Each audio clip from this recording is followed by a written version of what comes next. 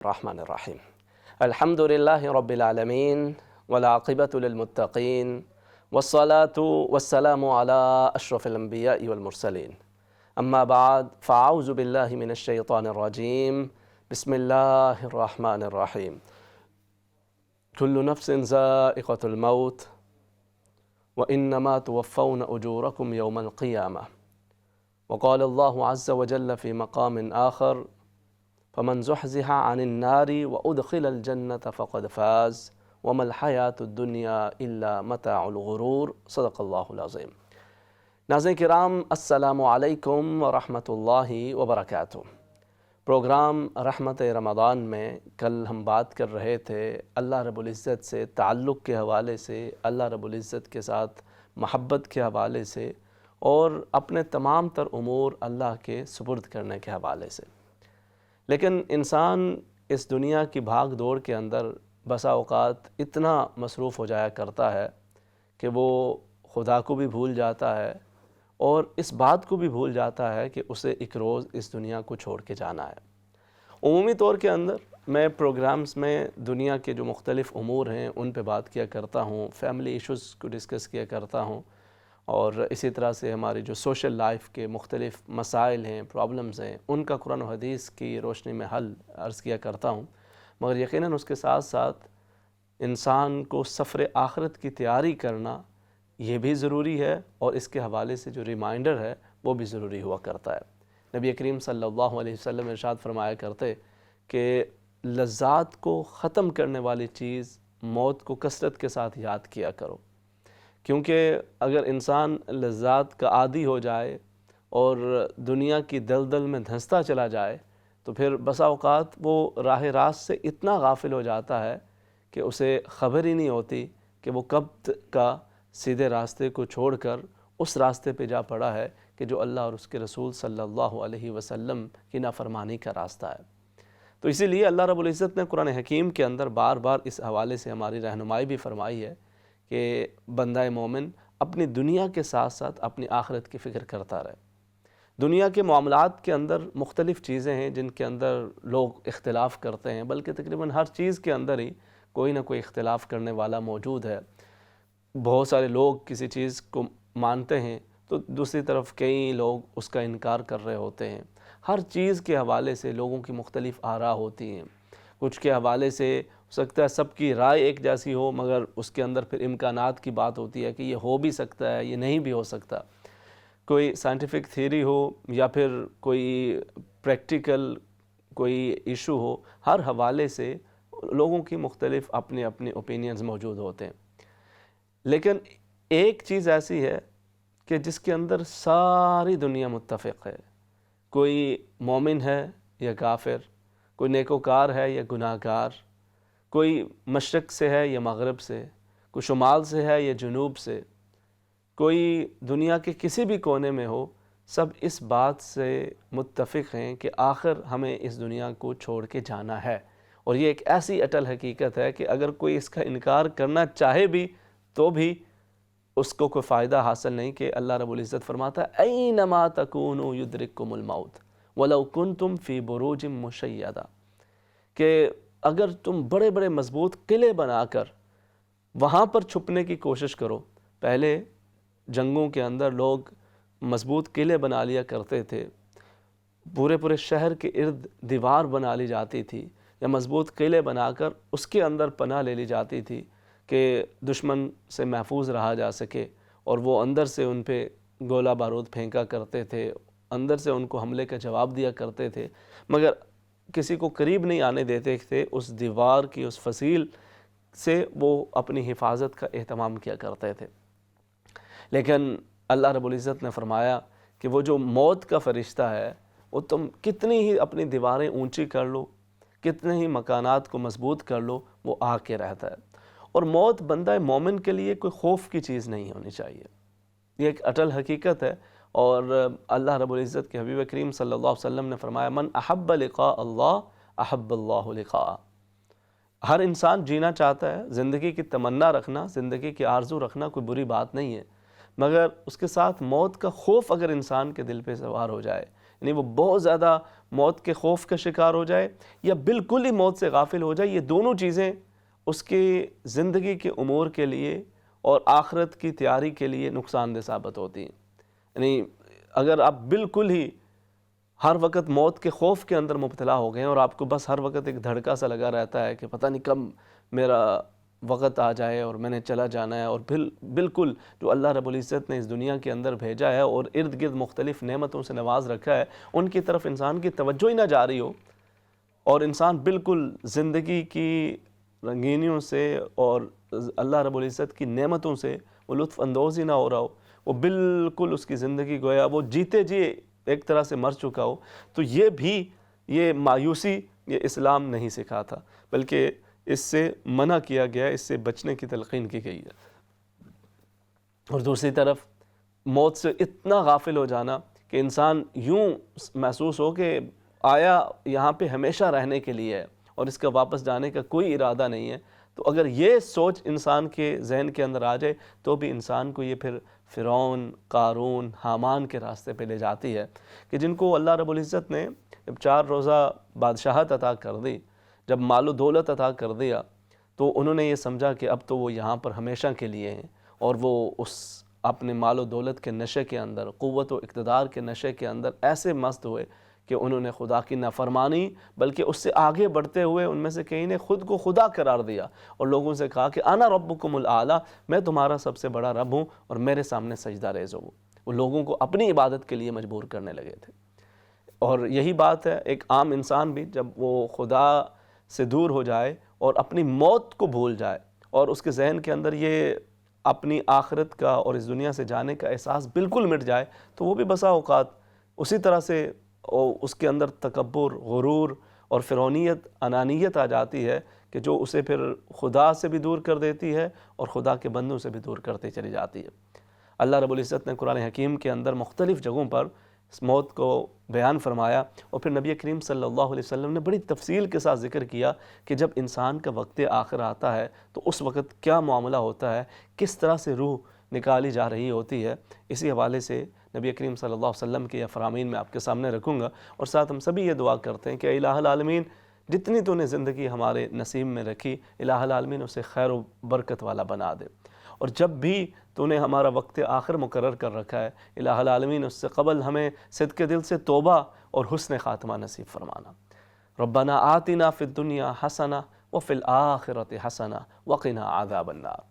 اللہ رب العزت ارشاد فرماتا ہے کل نفس ذائقۃ الموت۔ یہ مختلف مقامات پر قرآن حکیم کے اندر ذکر کیا، اور اس کے بعد پھر مختلف چیزیں ساتھ اللہ رب العزت نے ذکر کیا۔ ایک مقام پہ فرمایا کل نفس ذائقۃ الموت ونبلوکم بالشر والخیر فتنہ، کہ ہر انسان نے موت کا ذائقہ چکھنا ہے اور ہم تمہیں آزمائیں گے شر کے ساتھ بھی اور خیر کے ساتھ بھی۔ یہ شر اور خیر دونوں بسا اوقات انسان کے لیے فتنہ ہوتے ہیں، اب یہ اسے سوچنا ہے، اسے دیکھنا ہے کہ وہ اس سے کیا حاصل کر رہا ہے۔ یعنی بسا اوقات انسان کو کسی بیماری کے اندر، کسی تکلیف کے اندر، کسی پریشانی کے اندر مبتلا کیا جاتا ہے، یہ بھی اس کے لیے ایک آزمائش ہو سکتی ہے۔ اب وہ اس آزمائش کے اندر رب سے گلا شکوہ کرتا ہے، مایوسی کا شکار ہو جاتا ہے، اور اللہ رب العزت کی عبادت سے، اس کی یاد سے بالکل غافل ہو جاتا ہے، یا پھر اس کی یہ تکلیف، اس کی یہ بیماری، اس کی یہ پریشانی اسے مزید خدا کے قریب لے جاتی ہے، تو اب یہ بھی اس کے لیے بہتری کا ذریعہ بن جاتا ہے۔ اسی طرح سے دوسری طرف جو خیر کا معاملہ فرمایا، یہ بھی ایک آزمائش ہے کہ انسان کے کاروبار کے اندر اگر وسعت ہو رہی ہے، اگر اللہ رب العزت اس کو اولاد عطا فرما رہا ہے، اگر اس کی انکم کے اندر اضافہ ہو رہا ہے، اگر اس کی جاب کے اندر پروموشن ہو رہی ہے، اس کو اچھی گاڑی، اچھا مکان ملا ہوا ہے اور مزید اس کے اندر ترقی ہو رہی ہے، تو فرمایا یہ بھی ایک آزمائش ہے۔ اب کچھ لوگ جب زندگی کی حالات کی بہتری دیکھتے ہیں تو وہ بسا اوقات غرور و تکبر کا شکار ہو جاتے ہیں، وہ یہ سوچنے لگتے ہیں کہ یہ سبھی کچھ قال انما اوتیتہ علی علم، یہ میرے اپنے علم، اپنے شعور، اپنے فلسفہ، اپنے محنت کی کمائی کا نتیجہ ہے، اور اس کے اندر کسی اور کا کوئی ہاتھ نہیں ہے، اور کسی اور کے اس کے اندر کسی قسم کا کوئی فائدہ اور ثمر نہیں ہے۔ وہ یہ سمجھتے ہیں کہ یعنی اللہ رب العزت کی جو عطا ہے اس کو فراموش کر کے وہ یہ سمجھتے ہیں کہ یہ سارا کچھ تو بس میرا اپنا کمال ہے، اور اس سے پھر دل سخت ہوتا چلا جاتا ہے۔ جو دل انسان کا سخت ہوتا ہے تو وہ اللہ رب العزت کی یاد سے بھی غافل ہوتا ہے، اور پھر وہ دنیا کی محبت اور لالچ کے اندر اتنا گرفتار ہوتا چلا جاتا ہے کہ وہ حلال حرام کو فراموش کر کے وہ اپنی من چاہی اور اپنی مرضی کے ساتھ وہ زندگی کے امور چلا رہا ہوتا ہے۔ اور اللہ رب العزت نے اس چیز سے انسان کو یاد کرایا کہ اسے اس چیز سے بچنا ہے، اور اسے یہ یاد رکھنا ہے کہ یہ زندگی کے اندر آزمائشیں ہوں، بیماریاں ہوں، پریشانیاں ہوں، تکالیف ہوں، یا پھر اس کے ساتھ ساتھ یہ آسانیاں ہوں، یہ کاروبار کے اندر ترقی ہو، عزت شہرت دولت کے اندر اضافہ ہو رہا ہو، یہ بھی ایک آزمائش ہے، یہ بھی ہمیشہ کے لیے نہیں ہے۔ وہ پریشانیاں، بیماریاں، تکلیفیں بھی ہمیشہ کے لیے نہیں ہیں، یہ ساری چیزیں ختم ہو جائیں گی۔ اس دوران تمہارا کردار کیا ہے، یہ تمہاری دنیا اور آخرت کی بہتری کے یا تباہی کے حوالے سے کردار ادا کرے گا۔ اسی طرح سے ایک اور جگہ پر اللہ رب العزت نے ارشاد فرمایا کل نفس ذائقۃ الموت، ہر ایک نے مرنا ہے، وَإِنَّمَا تُوَفَّوْنَ أُجُورَكُمْ يَوْمَ الْقِيَامَةِ، اور پھر تمہیں اپنے اعمال کا پورا پورا بدلہ دیا جائے گا، جیسا عمل کرو گے اس کا پورا پورا بدلہ ملے گا۔ اور پھر فرمایا فَمَنْ زُحْزِحَ عَنِ النَّارِ وَأُدْخِلَ الْجَنَّةَ فَقَدْ فَازَ، جس کو وہاں پر آگ سے بچا لیا گیا۔ اب یوں سمجھیں کہ ایک شخص بالکل وہ آگ کے قریب پہنچ چکا ہے، اپنی غلطیوں، اپنی کوتاہیوں اور خدا کی نافرمانیوں کے ساتھ وہ بالکل آگ کے قریب پہنچ چکا ہے، وہاں سے اسے کھینچ کر بچا لیا گیا اس کی کسی ایک نیکی، کسی ایک حسن نیت کے ساتھ کیے جانے والے اس ایک عمل کی وجہ سے، جسے وہاں سے بچا لیا گیا اور جنت میں داخل کر دیا گیا، فقد فاز، سو یقیناً وہی کامیاب ہوگا، کامیابی اسی کا مقدر بنے گی اور وہی کامیابی حاصل کر پائے گا۔ وَمَا الْحَيَاةُ الدُّنْيَا إِلَّا مَتَاعُ الْغُرُورِ، فرمایا یہ ظاہری دنیا یہ تو ایک دھوکہ ہے، اور وَإِنَّ الدَّارَ الْآخِرَةَ لَهِيَ الْحَيَوَانُ، اور جو آخرت کی زندگی ہے وہ ہمیشہ رہنے والی ہے۔ تو انسان اپنی اس دنیا کی زندگی کے ساتھ ساتھ اپنی اس آخرت کی زندگی کی بھی فکر کرے۔ ایک اور جگہ پہ فرمایا کل نفس ذائقۃ الموت، ہر ایک نے موت کا ذائقہ چکھنا ہے، اور ثم الینا ترجعون، پھر تمہیں ہماری طرف لوٹایا جائے گا، تم ہمارے پاس لوٹ کر آؤ گے اور پھر تم اپنے ایک ایک عمل کا جواب دے رہے ہوگے۔ نبی کریم صلی اللہ علیہ وسلم کے قریب سے ایک جنازہ گزرا تو آپ نے فرمایا مستریح و مستراح منہ، یعنی یہ راحت پا گیا ہے اور اس سے راحت پا لی گئی ہے۔ اب عرض کیا گیا کہ یا رسول اللہ صلی اللہ علیہ وسلم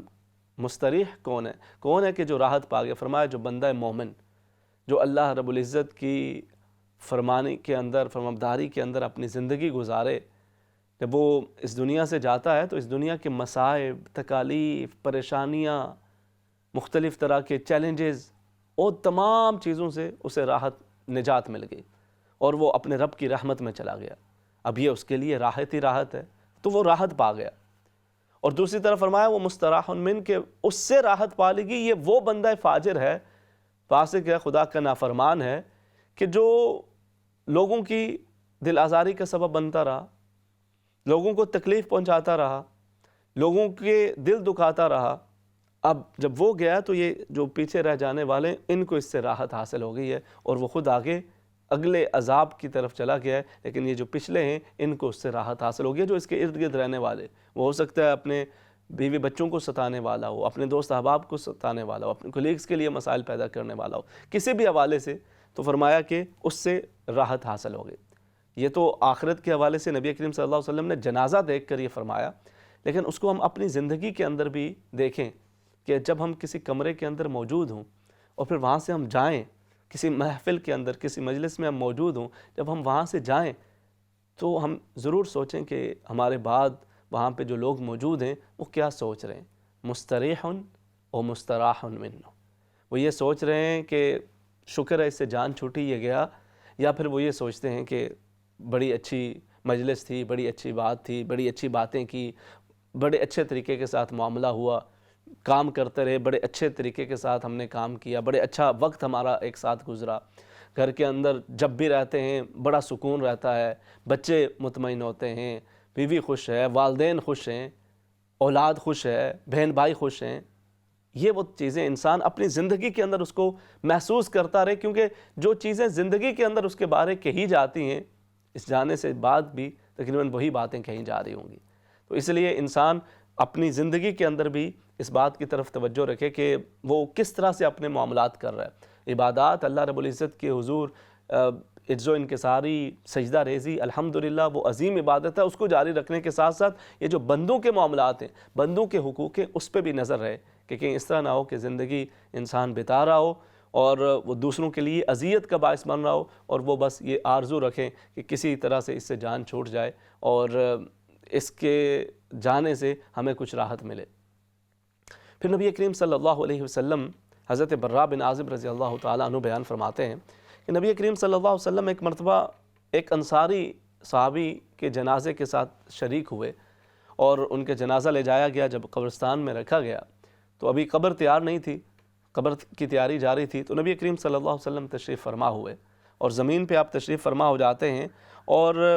ارد گرد صحابہ کرام رضوان اللہ تعالیٰ علیہم اجمعین اس طرح سے گرد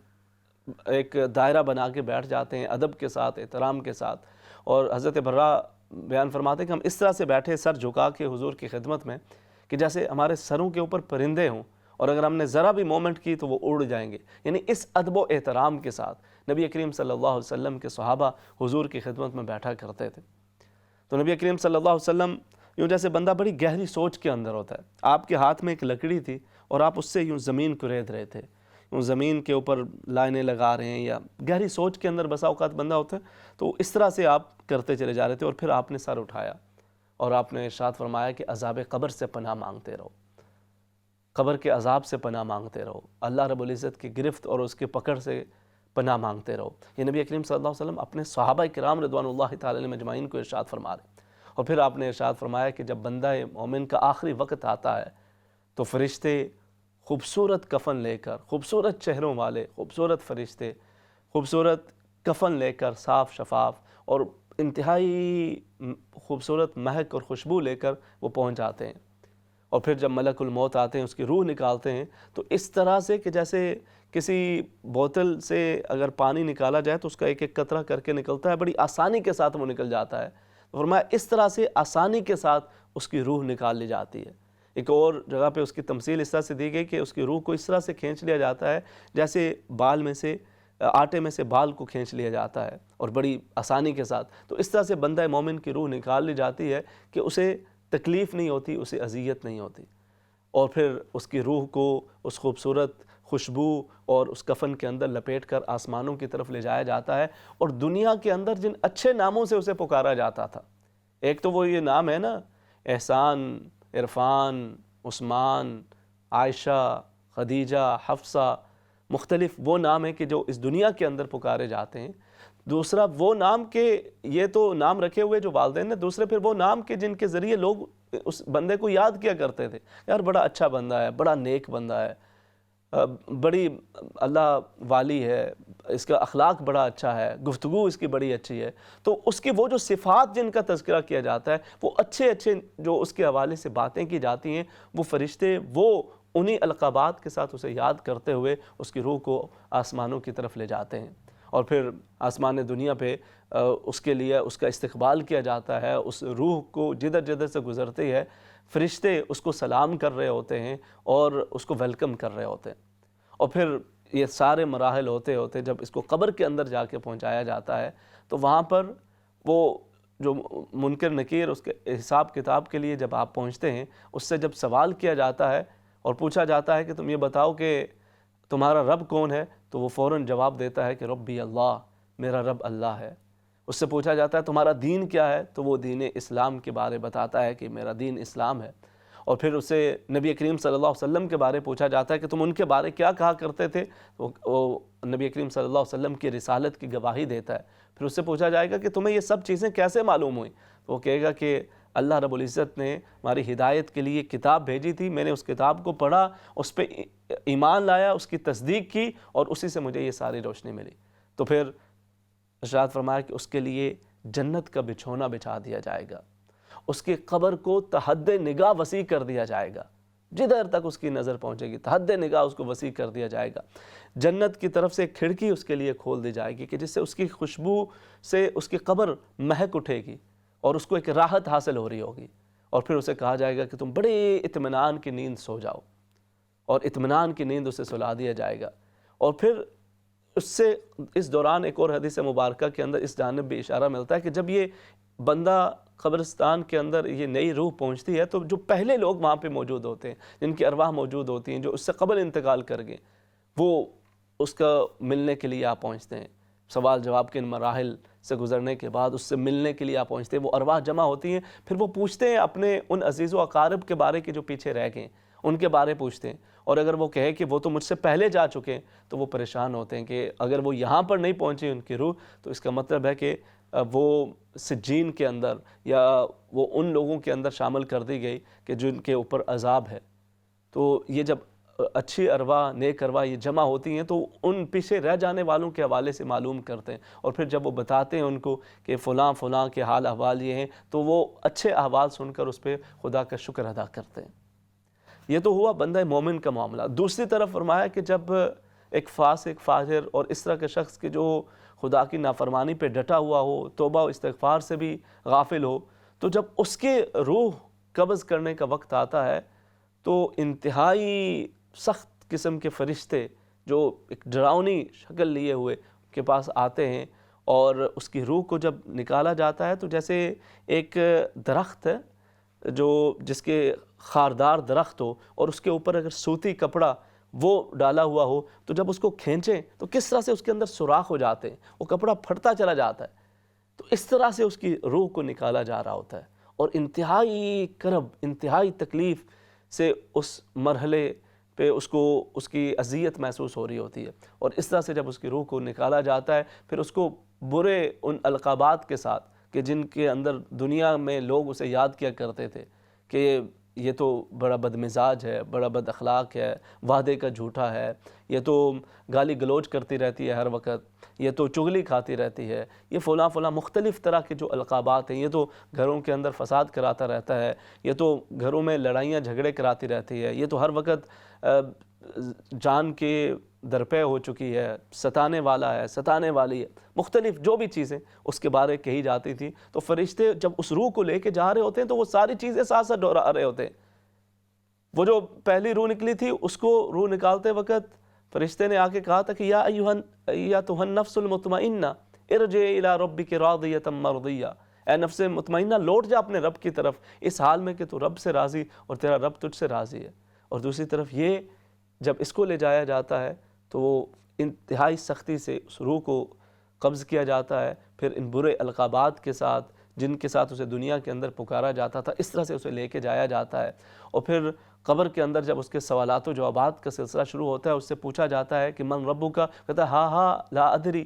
کیا کیا مجھے تو نہیں پتا، پھر پوچھا جاتا ہے تمہارا دین کیا، پھر وہ کہتا ہے کہ ہاں ہاں لا ادری، کیا کیا مجھے تو نہیں پتا، پھر جب پوچھا جاتا ہے کہ نبی کریم صلی اللہ علیہ وسلم کے بارے پھر وہی یقول ہاں ہاں لا ادری، پھر وہ یہی جواب اس کی طرف سے ہوتا ہے کہ کیا کیا مجھے تو نہیں پتا، یہ کس طرح کی سوال ہیں، کیا چیزیں ہیں، مجھے اس بارے میں کوئی آگاہی نہیں ہے، اور پھر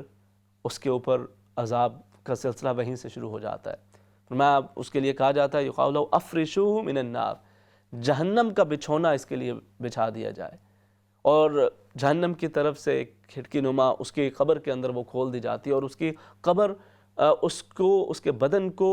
اس طرح سے جکڑ لیتی ہے کہ اس کی ہڈیاں ایک دوسرے کے اندر وہ کھبتی چلی جاتی ہیں، اور بالکل وہ جو ایک عذاب کا سلسلہ ہے وہ وہاں سے اس کا آغاز ہو جاتا ہے۔ اللہ رب العزت ہمیں اس عذاب قبر سے بھی بچائے اور عذاب حشر سے بھی ہماری حفاظت فرمائے۔ میں اللہ رب العزت ان لوگوں میں، جانا تو سبھی نے ہے لیکن انسان ہمیشہ حسن خاتمہ کی دعا مانگتا رہے۔ نبی کریم صلی اللہ علیہ وسلم جو کہ اللہ کے حبیب ہیں، سرورت عالم صلی اللہ علیہ وسلم، آپ اللہ کے حضور حسن خاتمہ کی دعائیں مانگتے رہتے تھے، اور حسن خاتمہ کے لیے، اچھے خاتمہ کے لیے جہاں پہ ہم اپنی عبادات کرتے ہیں، تلاوت کرتے ہیں، ذکر و فکر کرتے ہیں، وہیں پر انتہائی اہم ہے کہ ہم اپنے معاملات کے اندر، حقوق العباد کے اندر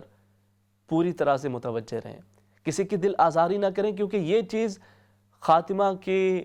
اندر انتہائی انسان کے لیے مشکل کا باعث بن سکتی ہے اگر اس نے لوگوں کے دل دکھائے ہوئے ہیں، اگر اس نے اپنے والدین کے، اپنے بہن بھائیوں کے، اپنے عزیز و اقارب میں سے کسی کی دل آزاری کی ہوئی ہے، تو یہ اس کے اس آخری وقت کے اندر کلمہ پڑھنا بھی اس کے لیے مشکل ہو جاتا ہے۔ ہماری ہما شما کی تو بات ہی نہیں ہے نا۔ ہم دیکھیں کہ وہ صحابی رسول صلی اللہ علیہ وسلم،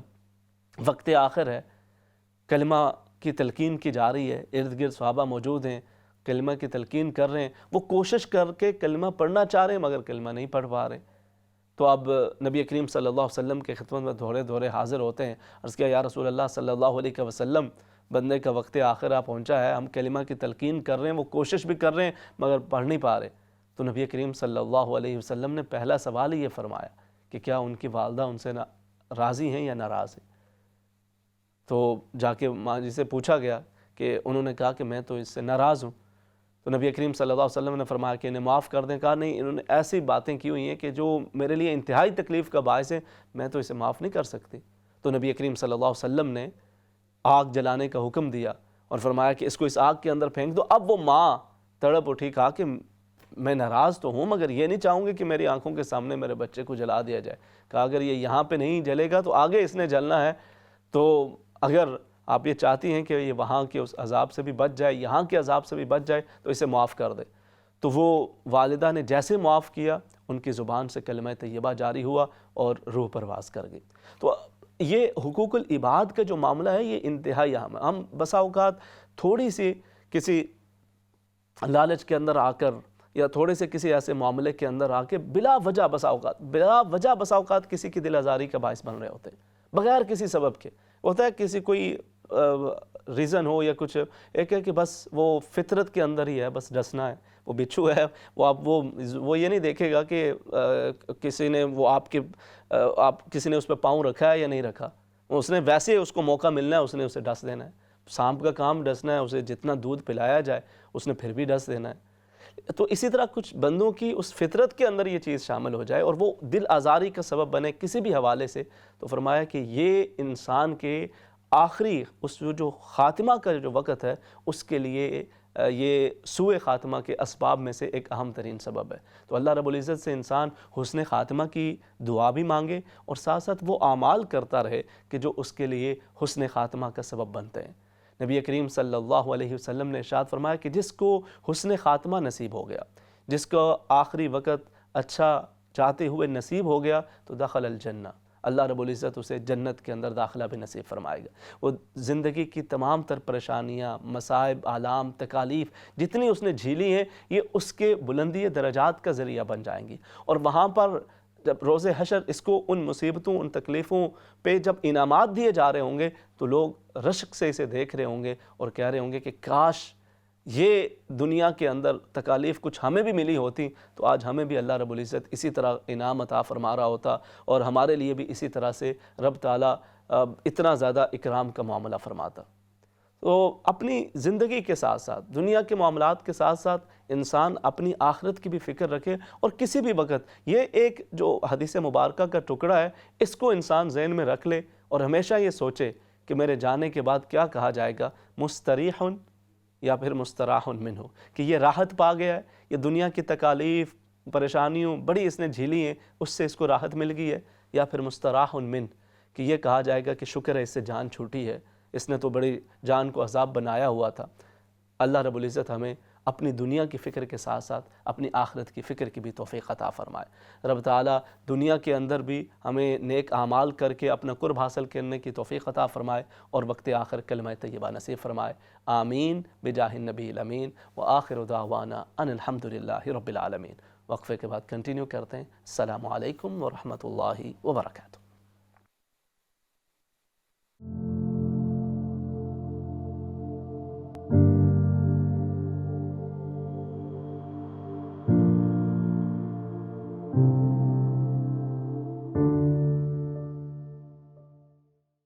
علیکم ورحمۃ اللہ وبرکاتہ۔ ناظرین کرام، پروگرام رحمت رمضان کے دوسرے حصے کے اندر خوش آمدید۔ مختلف دعاؤں کی بھی درخواست ہے، اللہ رب العزت سب کے لیے آسانیاں فرمائے۔ منیر بیگم صاحبہ آپ کے لیے، اسی طرح سے مسرت فاطمہ ہیں، اسی طرح سے فوزیہ صاحبہ، عبدالرقیب، آپ تمام کے لیے دعاؤں کے لیے درخواست ہے، اللہ رب العزت آپ سب کے لیے آسانیاں فرمائے، اور آپ کا سایہ منیر بیگم صاحب اپنے بچوں پر اللہ رب العزت قائم و دائم رکھے، اللہ رب العزت آپ کو اپنے بچوں کی خوشیاں دیکھنا نصیب فرمائے، آپ نے بچے کے شادیوں کے حوالے سے بھی دعا کی درخواست کر رکھی ہے، اللہ رب العزت ان کے لیے نیک اسباب مہیا فرمائے، اور آپ کو اللہ رب العزت ان کی خوشیاں دیکھنا نصیب فرمائے۔ اسی طرح سے ہمارے ایک بھائی ہیں عبدالرحمن، انہوں نے یہ اپنے والد صاحب کے لیے دعا کے لیے درخواست کر رکھی ہے کہ جو بیمار ہیں ہاسپٹل کے اندر ہیں ان کے لیے بھی دعا کریں، اللہ رب العزت ان کو مکمل صحت، تندرستی، سلامتی، شفا عطا فرمائے۔ اسی طرح سے کلثوم صاحبہ ہیں وہ، اور ان کے ہسبینڈ میاں خان صاحب، انہوں نے بھی دعاؤں کے لیے درخواست کر رکھی ہے کہ اللہ رب العزت ان کے بچوں کے لیے آسانیاں فرمائے، بچوں کے رشتوں کے معاملات کے اندر اللہ رب العزت آسانیاں فرمائے، اللہ رب العزت نیک اسباب مہیا فرمائے، اللہ رب العزت تمام وہ احباب افراد کہ جو اپنے بچوں کی شادیوں کے حوالے سے پریشان ہیں، اللہ رب العزت انہیں اپنے بچوں کی خوشیاں دیکھنا نصیب فرمائے، ان کے مقدر نصیب کے اندر اللہ رب العزت کو شادگی عطا فرمائے، اور ایک ایسا شریک حیات نصیب فرمائے کہ جو ان کے لیے دنیا اور آخرت کے اندر خیر کا باعث بنے۔ ناظرین کرام، یہ رمضان المبارک کی بابرکت گھڑیاں گزر رہی ہیں، اور ابھی آخری عشرہ یہ بھی بڑی تیزی سے گزر رہا ہے، اور اس نے بھی اپنے اختتام کی طرف بڑھ جانا ہے۔ تمام ہم آپ سے خاص طور پہ ایک دعا کے لیے آپ سب بھی کریں، اور میں بھی یہ دعا کروں کہ ابھی آپ نے دیکھا کہ کل بھی اور اس رمضان شریف میں یہ دوسری مرتبہ اس طرح سے ہوا کہ مسجد اقصیٰ کی پھر سے بے حرمتی کی گئی، اور وہاں پر جوتوں سمیت اندر داخل ہو کر مسجد اقصیٰ کی بے حرمتی کی گئی، اور بار بار یہ کوششیں کی جا رہی ہیں کہ وہاں پر کسی بھی طریقے کے ساتھ وہ جو مسلمان وہاں پر موجود ہیں ان کو اس قدر مجبور کر دیا جائے، اس قدر ان کو تنگ کر دیا جائے کہ وہ وہاں سے نکلنے پہ مجبور ہو جائیں، وہ اس جگہ کو چھوڑنے پہ مجبور ہو جائیں، یا پھر وہ بالکل ان کو ختم کر دیا جائے، یا ان کو خرید لیا جائے، یا ان کو اس قدر اذیتیں پہنچائی جائیں کہ وہ بے بس ہو جائیں۔ تو اللہ رب العزت سے خصوصی ہم سبھی کو یہ دعا بھی کرنی چاہیے کہ اللہ رب العزت اپنے فضل و کرم سے کوئی ایسے، وہ اس قادر مطلق ہے، وہ اللہ رب العزت ایسا خاص کرم اور فضل فرمائے کہ وہ تمام لوگ کہ جو وہاں پر پچھلے کئی دہائیوں سے اپنی جانوں کے نذرانے پیش کر رہے ہیں، جن کے عزیز و اقارب ان کی آنکھوں کے سامنے اس دنیا سے چلے گئے، جو ابھی بھی اس تمام تر تکلیفوں کے باوجود ڈٹے ہوئے ہیں، اللہ رب العزت ان سب کو استقامت عطا فرمائے۔ وہ امت مسلمہ کی طرف سے فرض کفایہ ادا کر رہے ہیں، ناظرین کرام، امت مسلمہ کی طرف سے وہ فرض کفایہ ادا کر رہے ہیں، اور یہ اللہ رب العزت سے ہم دعا بھی کریں کہ اللہ رب العزت ان کی بھی حفاظت فرمائے، اور اس کے ساتھ ساتھ مسجد اقصیٰ کی بھی اللہ رب العزت حفاظت فرمائے۔ میں کچھ مزید سوالات ہیں وہ بھی انشاءاللہ ان کے جوابات بھی ساتھ ساتھ شامل کروں گا، کچھ کالر ہیں ان کو ساتھ شامل کر لیتے ہیں، پھر انشاءاللہ بات کریں گے۔ جی السلام علیکم۔ وعلیکم السلام امام صاحب، آپ ٹھیک ہیں؟ اللہ کریم و کرم، الحمدللہ۔ جی آپ ٹھیک ہیں؟ رمضان شریف ٹھیک گزر ہے؟ میں بھی ٹھیک ہوں، اللہ کا شکر ہے۔ رمضان کا تو پتہ ہی نہیں چلا، اتنی جلدی گزر بھی گئے، دیکھیں آپ رمضان۔ بس اللہ رب العزت یہ جو آخری عشرہ ہے اس سے زیادہ ہمیں فائدہ اٹھانے کی توفیق عطا فرمائے۔ جی جی اور جی امام صاحب 2 سوال کرنے تھے میں نے۔ جی فرمائیے گا۔ تو ایک یہ تھا کہ حقوق اللہ اور حقوق العباد میں سے دونوں میں سے کس کی اہمیت زیادہ ہے؟ ٹھیک ہے۔ اور دوسرا یہ تھا کہ اگر ہم کوئی صدقہ خیرات کرتے ہیں، یا ہم کوئی دعائیں پڑھتے ہیں، یا کچھ ہم پڑھتے ہیں مرحومین کے لیے، تو کیا ان کو اس کا پتہ چلتا ہے؟ ٹھیک ہے، میں انشاءاللہ عرض کرتا ہوں۔ جی آپ ساتھ دیکھیے، ٹھیک ہے جی، بہت شکریہ، جزاکم اللہ خیرا۔ میں انشاءاللہ عرض کر دیتا ہوں۔ اچھا، دوسرا اس کے حوالے سے خاص طور پر ہم جو حسن خاتمہ کے حوالے سے بھی ظاہر ساتھ ساتھ ایک بات کر رہے ہیں، اور اس کے لیے بھی انسان دونوں چیزیں ہیں کہ انسان اللہ رب العزت کے حضور دعا بھی کرے اور ساتھ ساتھ اعمال بھی کرے۔ فقط اعمال اس سے بھی نجات کا دار و مدار نہیں ہے، اور فقط دعاؤں سے بھی نہیں ہے۔ ہم بسا اوقات اس معاملے کے اندر بھی افراط و تفریط کا شکار ہو جاتے ہیں نا۔ کچھ لوگ یہ سمجھتے ہیں کہ بس اللہ رب العزت کی ذات بڑی رحیم و کریم ہے، بس دعا کرتے رہیں، وہ بڑا بخشنے والا ہے، مہربانی کرنے والا ہے، معاف فرما دے گا، اعمال کی طرف توجہ نہیں کرتے، اور کچھ یہ سمجھتے ہیں کہ ہمارے اعمال اتنے عظیم ہیں کہ اسے تو معاف کرنا ہی پڑے گا۔ یہ دونوں چیزیں یہ انسان کے لیے مناسب نہیں، اس کے لیے بہتر نہیں ہوتی، بلکہ بہتر بات یہ ہے کہ انسان اعمال بھی کرے، اپنی کوشش بھی کرے، اور ساتھ اللہ رب العزت سے اس کے کرم کی دعا بھی مانگتا رہے، امید بھی رکھے۔ نبی کریم صلی اللہ علیہ وسلم نے ارشاد فرمایا کہ وہ ایک شخص جو کہ 500 سال تک اللہ رب العزت کی عبادت کرتا رہا، اور عبادت کا عالم یہ تھا کہ اس نے اپنے علاقے کو چھوڑ دیا، باہر جا کر اس نے ایک پہاڑی کی ایک چوٹی کے اوپر اس نے جا کر بسیرا کیا، وہاں پہ مصلی بچھا لیا اور خدا کو یاد کرنے لگا۔ قریب اللہ رب العزت نے ایک چشمہ جاری فرما دیا، وہاں سے وہ صاف پانی بھر کے پانی پیا کرتا، ساتھ ایک انار کا درخت اگا دیا گیا، وہاں سے تازہ انار وہاں پہ موجود ہوتا، جب بھی اسے بھوک لگتی انار کھاتا، پیاس بجھانے کے لیے وہ تازہ پانی پیتا، اور اس کی تمام یہ جو برسہ برس عبادت کے اندر گزرے، ایک لمحے کے لیے بھی اس نے خدا کی نافرمانی نہ کی۔ اس طرح سے جب اس نے عبادت کی، جب اس کا وقت آخر آیا تو اس نے اللہ کے حضور یہ دعا مانگی کہ الہ العالمین مجھے سجدے کی حالت کے اندر موت عطا فرمانا اور اسی حالت کے اندر مجھے اٹھانا۔ نبی کریم صلی اللہ علیہ وسلم کو اللہ رب العزت نے پہلے کے بھی بعد کے بھی حالات کی آگاہی عطا فرما رکھی ہے، تو اس کی بھی خبر دی، اور پھر فرمایا کہ روز حشر جب اس بندے کو جس کی زندگی اس طرح سے گزری کہ اللہ رب العزت کے حضور پیش کیا جائے گا، تو اللہ رب العزت ارشاد فرمائے گا کہ میرے اس بندے کو میری رحمت کے سبب جنت میں داخل کر دو۔ تو عرض کرے گا باری تعالیٰ رحمت کا معاملہ ان سے کیجئے کہ جو گناہ کر کے آئے ہوں، خطائیں جنہوں نے کی ہوں، میری تو ساری زندگی عبادت کے اندر گزری ہے، ایک لمحے کے لیے خطا نہیں کی، مجھے بل بعملی میرے ساتھ میرے عمل کے مطابق معاملہ کیا جائے، میرے عمل کے مطابق مجھے نوازا جائے، میرے عمل کے مطابق مجھے عطا کیا جائے۔ اللہ رب العزت پھر فرمائے گا کہ میرے بندے کو میری رحمت کے سبب جنت میں داخل کر دو۔ وہ پھر وہی ضد کرے گا، تیسری مرتبہ پھر اللہ رب العزت فرمائے گا کہ میرے بندے کو میری رحمت کے سبب جنت میں داخل کرو، وہ پھر کہے گا بل بعملی، الہ العالمین کہ میرے عمل کے مطابق میرے ساتھ معاملہ کیا جائے، رحمت گناہ گاروں کے لیے، میں تو اتنی نیکیاں کر کے آیا ہوں۔ تو اللہ رب العزت فرمائے گا کہ اس کی یہ ساری نیکیاں ترازو کے ایک پلڑے میں رکھ دی جائیں، اور دوسرے پلڑے کے اندر وہ ایک آنکھ کی نعمت جو ہم نے اسے عطا فرما رکھی ہے وہ رکھی جائے، اور پھر دیکھا جائے کہ اس کی وہ نیکیاں زیادہ ہیں یا وہ ایک نعمت جو ہم نے عطا کر رکھی ہے وہ زیادہ ہے، تو وہ نعمت والی جو اللہ رب العزت کی وہ ایک نعمت ہے، وہ پلڑا اس کی نیکیوں کے پلڑے پہ بھاری ہو جاتا ہے۔ تو یقیناً عبادات انسان کو کرنی ہے، مگر انسان عبادت کے اندر وہ غرور کے اندر نہ مبتلا ہو جائے، وہ اسی عبادت کو یہ نہ سمجھے کہ اب میں اس مقام پہ ہوں کہ اب میں جو کہوں وہ بس ہوتا چلا جائے، میں نے اتنی عبادت کی ہے، میں اتنا انفاق فی سبیل اللہ کرتا ہوں، میں اتنے زیادہ اذکار کرتی ہوں، میں اتنے زیادہ تسبیحات پڑھتی ہوں، میں اتنے زیادہ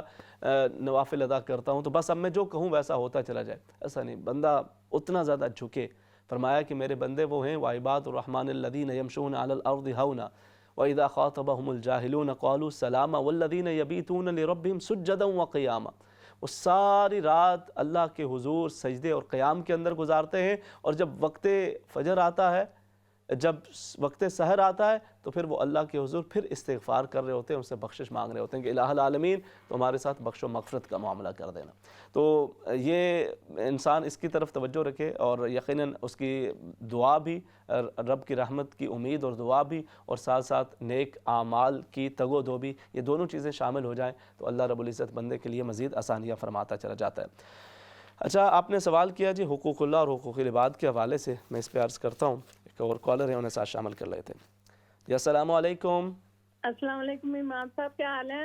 الحمدللہ، وعلیکم السلام، اللہ کا شکر، آپ ٹھیک ہیں؟ ماشاءاللہ ماشاءاللہ، اس میں بدود، اللہ میاں نظر بد سے بچائے آپ کو۔ بہت شکریہ آنٹی، جزاکم اللہ خیرا۔ کیسے رمضان کیسے گزر رہا ہے آپ کا؟ الحمدللہ آنٹی، اللہ کریم کا کرم آپ کے سامنے گزر رہا ہے، آپ بتائیں۔ تقریباً ہمارے ساتھ ہی گزرتا ہے۔ بالکل ایسے ہی ہے، ایسے ہی گزر رہا ہوتا ہے۔ کل بھی میں آپ کا بیان سن رہی تھی، آج بھی میں سن رہی تھی،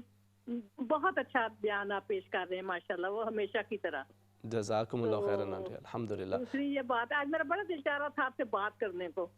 بہت اچھا کیا، بالکل یہ تو ضروری ہے آنٹی، ضروری نہیں ہے کہ سوالات و جوابات ہوں، ویسے بھی انسان بے شک کسی طرح سے کال کر کے بات چیت بھی ہوتی ہے۔ اور آپ تھوڑا سا بتائیں، آپ نے ویسے پہلا روزہ کب رکھا تھا؟ میں نے آپ کو ایک دو پھر بتائیں جو دیگر سن رہے ہیں ان کو بھی یاد آ جائے۔ 5-6 سال کی تھی اس وقت۔ اچھا، اس وقت سے ماشاءاللہ۔ ہاں جی، تو زیادہ میں نے ساری زندگی روزے رکھے ہیں امام صاحب، اب میں نہیں رکھ سکتی، میں بڑی مجبور ہوں، تو میرے سے رکھا نہیں جاتا، تو بلکہ میں نے آج آپ کو دعا کے لیے بھی کہنا، اور مجھے میرا دم بھی کریں، کیونکہ میں 11 گولیاں کھاتی ہوں، میرے نا سر میں درد بھی ہے، تو اس کے ساتھ میرے سے پھر پڑھا بھی نہیں جاتا بالکل، میں پڑھتی ہوں تھوڑا بہت، پھر میرا دماغ تھک جاتا ہے، تو مجھے اس بات کی بڑی تکلیف ہوتی ہے۔ آپ نے مجھے دم آج کرنا ہے۔ اسأل تو اللہ اللہ تعالیٰ آپ العظیم رب العرش العظیم ان یشفیک، اسأل اللہ العظیم رب العرش العظیم ان یشفیک، اسأل اللہ العظیم رب العرش العظیم ان یشفیک۔ اللہ رب العزت آپ کو مکمل صحت، تندرستی، سلامتی، شفا عطا فرمائے، آپ کی تکلیف کا اللہ رب العزت ازالہ فرمائے، اور اللہ کریم آپ کو خیر و عافیت، صحت، تندرستی، سلامتی کے ساتھ یہ باقی کے یہ جو رمضان المبارک کے بابرکت ایام ہیں زیادہ سے زیادہ اس سے فائدہ اٹھانا نصیب فرمائے۔ آپ اپنے اذکار، تلاوت، اور وہ بھی انشاءاللہ آپ کریں گے آنٹی۔ اور دوسری یہ چیز ہے کہ جیسے آپ نے ذکر کیا نا، بہت سارے دیگر بھی ایسے ناظرین ہوتے ہیں کہ جنہوں نے زندگی بھر روزہ رکھا ہوتا ہے، پھر اب عمر کے اس حصے میں روزہ رکھنا مشکل ہو جاتا ہے، لیکن جو بندہ جو عمل پہلے کرتا ہو بیماری یا تکلیف کی وجہ سے نہ کر سکے، اللہ پاک اس کو اس کا ثواب اسی طرح سے عطا فرماتا رہتا ہے۔ تو اللہ رب العزت آپ کے لیے آسانیاں فرمائے۔ میں دعا گو ہوں، بہت شکریہ آپ شامل ہوئی ہیں، جزاکم اللہ خیرا، احسن الجزا۔ آپ کو بہت بہت سلام۔ وعلیکم السلام ورحمۃ اللہ وبرکاتہ۔ نیکسٹ کالر ہے، انہیں ساتھ شامل کر لیتے ہیں۔ جی السلام علیکم۔ السلام علیکم۔ ہاں جی السلام علیکم۔ وعلیکم السلام ورحمۃ اللہ وبرکاتہ۔ جی ہاں امام صاحب یہ آپ پوچھا تھا، میں نے ہمیشہ روزے رکھتا تھا ہمیشہ، لیکن لاسٹ ایئر مجھے شوگر کی اور اس کی بلڈ پریشر کی وجہ سے بہت طبیعت خراب ہوئی، تو اب ڈاکٹر نے بھی کہا، مجھے یہ پتا ہے کہ یہ بہت زیادہ سیریس ہو رہا ہے آج اس سال سے۔ پچھلے سال تو میں نے تھوڑے رکھے 10-15، پھر اس کے بعد میری طبیعت بہت زیادہ خراب ہوئی، اور ڈاکٹر نے بھی مجھ سے کہہ دیا تھا روزے نہ رکھے بہت سال پہلے، 10 سال پہلے، لیکن میں نے بہت کوشش کی۔ اب اس سال میں نہیں رکھ سکا تو میں نے فدیہ دے دیا۔ اب میرا کوشچن یہ ہے کہ ایک وہ میں نے سنا ہے باب ریحان ہے، اس میں سے صرف روزدار گزریں گے، تو اب میں تو مارا گیا، اب میں تو روزہ نہیں رکھ سکتا۔ اللہ رب العزت آپ کو آسانی عطا فرمائے۔ میں انشاءاللہ اس پہ عرض کرتا ہوں، ویسے آپ کی مجھے عمر اتنی زیادہ لگ نہیں رہی، آپ کی آواز ماشاءاللہ یہ ماشاءاللہ میری آواز تو بہت اچھی ہے، بہت تگڑا ہوں میں، دیکھنے میں بھی بہت اچھا ہے۔ اچھا ماشاءاللہ۔ تو اللہ کتنی آپ کو خوش رکھے۔ میں 69 ابھی 2-3 مہینے 4 مہینے بعد 70 کا ہو جاؤں گا۔ اچھا ماشاءاللہ ماشاءاللہ۔ لیکن میرا یہ میرا باقی ہیلتھ اچھی ہے، لیکن کیونکہ شوگر بگڑ گئی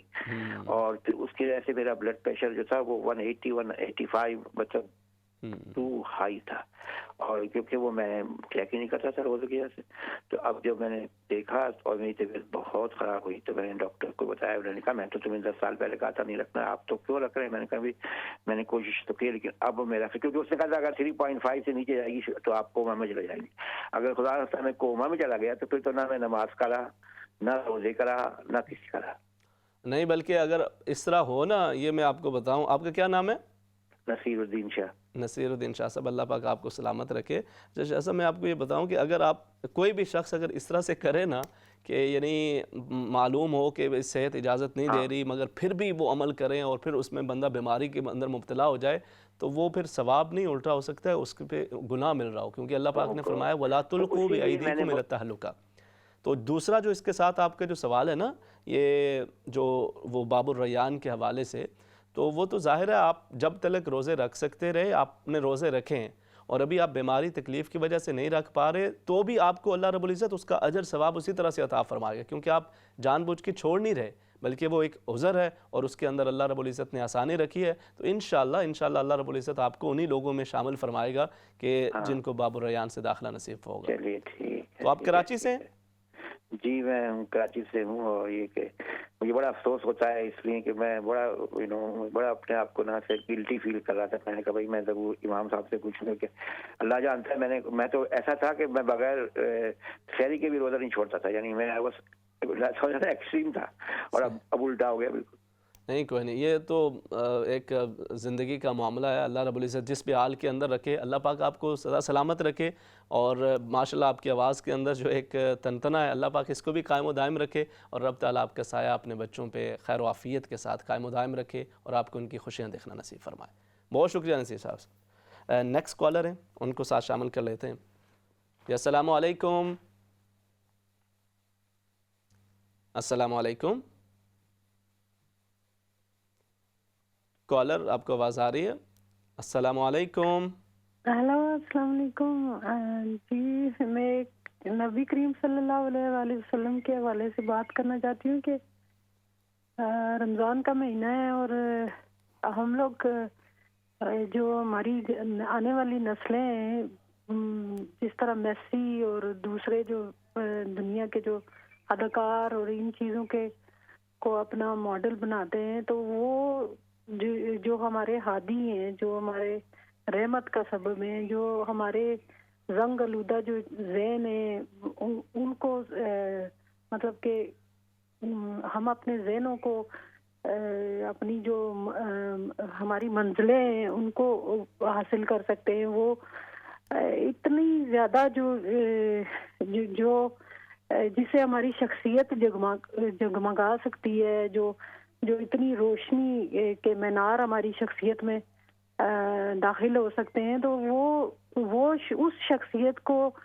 अगर हम अपने सामने रखेंगे तो उसका फायदा भी है, और जो कुछ भी हम करेंगे वो किसी समत जाएगा। बेशक ऐसा ही है, बेशक ऐसा है मिसेस तार। आज मुझे वैसे थोड़ा सा यूँ महसूस हो रहा है कि आपको रोज़ा थोड़ा लगा हुआ है, तो अल्लाह पाक आपको सलामत रखे। आपने बड़ा खूबसूरत मैसेज दिया, हमेशा की तरह आप शामिल हुई हैं, जज़ाकुमुल्लाह खैरन। कल फिर इंशाल्लाह आपसे बात होगी। एक और कॉलर हैं, उन्हें साथ शामिल कर लेते हैं। जी अस्सलामु अलैकुम। वालेकुम सलाम इमाम साहब, आप कैसे हैं? अल्लाह की मैं करम, अल्हम्दुलिल्लाह। आप ठीक हैं? मैं सॉरी, मैं ठीक नहीं। दुआ के लिए कहना था, मैं बहुत बीमार हूँ इस वक्त। अल्लाह करीम अपना करम। मैंने एक बार आपको बताया था ना, मेरे पेट में कोई चीज़ है, मैं बहुत सख्त बीमार हूँ। मेरा नाम यास्मीन है। यास्मीन साहब, अल्लाह पाक अपना करम और फजल फरमाए। लेकिन देखें, परेशान होने से तो बीमारी ख़त्म नहीं होगी ना। हाँ जी, नहीं खत्म। हाँ जी, कोई तो इसलिए आप अल्लाह की ज़ात पे यकीन रखें। अस्सलुल्लाहल अज़ीम रब्बल अर्शिल अज़ीम अन यशफियक, अस्सलुल्लाहल अज़ीम रब्बल अर्शिल अज़ीम अन यशफियक, अस्सलुल्लाहल अज़ीम रब्बल अर्शिल अज़ीम अन यशफियक। अल्लाह करीम अपने फजल करम से आपको मुकम्मल सेहत, तंदुरुस्ती, सलामती, शिफा अता फ़रमाए। आपकी बीमारी का अल्लाह रब्बुल इज़्ज़त इज़ाला फ़रमाए और हिम्मत के साथ, हौसले के साथ। देखें, अभी जैसे वो शुरू में आंटी गुलशन वो भी शामिल हुई थी, वो भी उनकी भी सेहत कोई उस तरह से नहीं इतनी अच्छी, मगर अल्हम्दुलिल्लाह बड़े हिम्मत हौसले के साथ वो बात कर रही हैं। तो इसी तरह से आप भी माशाल्लाह हिम्मत हौसले को थामे रखें और रब से शिफा की उम्मीद रखें। अपना इलाज की जो सूरत हाल है उसको जारी रखें। अल्लाह करीम आपको मुकम्मल सेहत, तंदुरुस्ती, सलामती, शिफा अता फ़रमाएगा। ठीक है जी, बहुत शुक्रिया, जज़ाकुमुल्लाह खैरन अहसनल जज़ा। अच्छा, हुकूकुल्लाह और हुकूकुल इबाद के हवाले से आपने ज़िक्र किया। अच्छा, इसी तरह से कल एक वो सवाल था, उस पर मैंने अर्ज़ कर दिया था, फिर मज़ीद किसी ने बात के अंदर ये भी पूछा था, फिर वक्त बिल्कुल ख़त्म हो गया था कि जी अगर वो ख़ातीन के हवाले से मैंने अर्ज़ कर दिया था कि जो इस्तिहाज़ा हो जाता है, एक तो बीमारी है, 3 दिनों से कम और 10 दिनों से ज़्यादा अगर खून आता है तो वो बीमारी का खून या इस्तिहाज़ा का शुमार किया जाता है। और उसके अंदर फिर आपकी जो अपनी नमाज है, इबादत हैं, वो आप उसी तरह से कंटिन्यू करेंगे। लेकिन उसमें फ़कत इतना है, फिर आपने पूछा था कि जी वो अगर वज़ू फिर ज़ाहिर है उस तरह से वो कायम रहता है या नहीं, तो उसका वही हुक्म होता है। उसको फ़िक़्ह की इस्तिलाहात के अंदर ऐसे बंदे को अगर जिसको सलसलुल बौल की उसी कैटेगरी के अंदर वो आ जाता है कि उसके अंदर फिर उसके लिए ये होता है कि आप हर नमाज के वक़्त के अंदर